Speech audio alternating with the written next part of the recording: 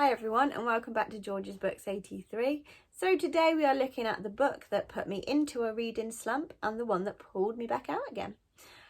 So the first book, which is the one that put me into the slump, is the first book that I have ever given up on. I've never stopped reading a book before until this one. This is Snow in May by this lady here. I'll pop her name up on the screen. I'm not going to have a go at saying it because I will get it wrong. It was published originally in 2014 and it says it was shortlisted for the International Dylan Thomas Prize. It's a book of short stories and I'm going to just read a bit of the blurb. It says, Magadan, once the gateway to Stalin's most brutal labour camps, now a busy port and home to the diverse characters of Snow in May. From the Russian mother considering a proposition from Italian footballer who looks at her as if she were a newly discovered Michelangelo painting, to the young boy who envisages the battlefield when playing Tchaikovsky. Snow in May weaves in and out of the last half of the 20th century, spanning decades and continents, blending history with fable to transport us somewhere completely new. Stories of small town miracles, each in a miniature epic. Now, that to me bigs the book up way too much. It is a bunch of about 9 short stories. So they are here. They are called, the first one is Love Italian Style or In Line for Bananas. And so that one is basically one of the ones that was referenced on the back. It's a lady who, she goes, I can't remember if she goes off for business or what it's for, but I think her things aren't great between her and her husband, and she gets given some attention by this Italian, and she's sort of wondering, do I meet up with him or do I stay loyal to my husband? There's then one called Closed Fracture, The Witch, Strawberry Lipstick, The Uncatchable Avengers, Rumba, Summer Medicine, Crutchina, and Our Upstairs Neighbour. So I got as far as the 4th. I read the 4th one, which was Strawberry Lipstick, and that was probably my favourite out of all of them. It was most interesting.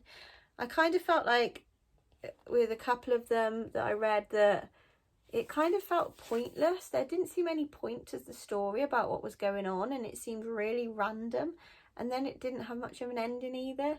So I was really disappointed in this book, which so it was our book for our local book club for May, and I know we struggled to find one for May, so, and I think most of us gave up on it, to be honest.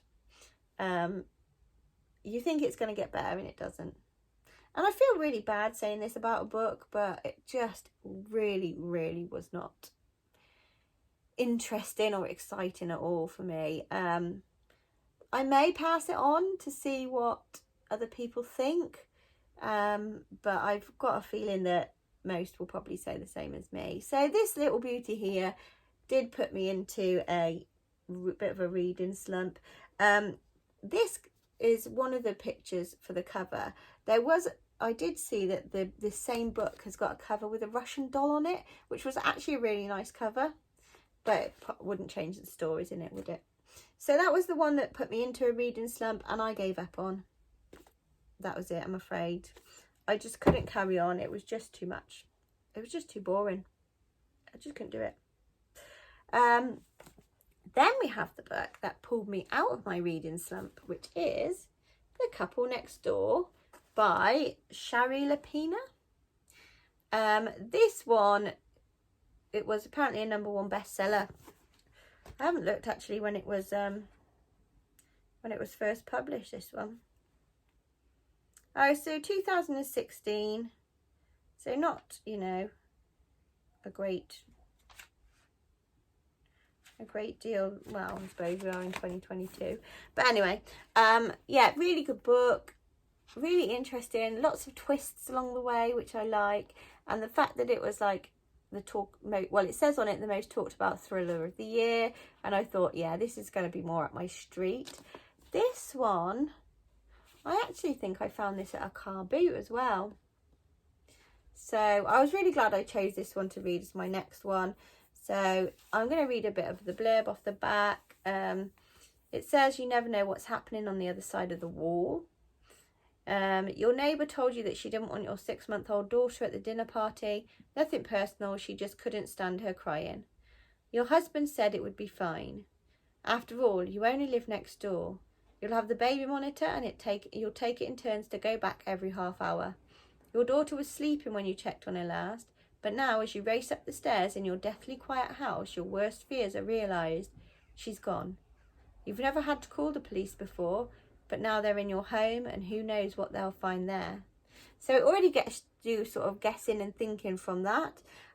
So basically, without spoiling it too much, the couple, so there's 2 sets of couples who live right next door to each other. They were friends, they used to hang out a lot, and then the one couple had a baby. So they leave the baby at their own house when they go round for an evening, and they leave it with a monitor, and they keep checking on her, but by the end of the evening she is gone. And then it starts this big puzzle for the police of what happened and why. The couple seem, you know, a normal, happy couple. The wife does suffer with depression and I think had sort of postnatal depression. So she doesn't always know whether she's coming or going. So it gets you thinking, like, everybody is a suspect. Was it the couple? Did the couple next door plan something? Was it the couple whose the baby was? Did they plan it? Was it the wife's parents are rich? Was it the rich parents that planned it because they don't like the husband? Yeah, there's a lot of options throughout and new ones are coming in all the time, and it really gets you guessing and thinking. I'm sure some people probably work it out from the beginning, but I wasn't sure. You think it is somebody and then you think, no, how could it have been them? Could they have done it? And then, oh, actually, yes, maybe they could have. So a great book, this one. I'm really glad I picked this one up. I managed to read it quite quick, and the chapters are good, sort of great length, so I could read, if I was really tired, I could read a chapter or 2 at a time, because I haven't had as much time recently. So if it's quite late by the time I get into bed, I like to try and read, but as much as I can, but it isn't always that much. So yeah, brilliant book, that one. I would probably give it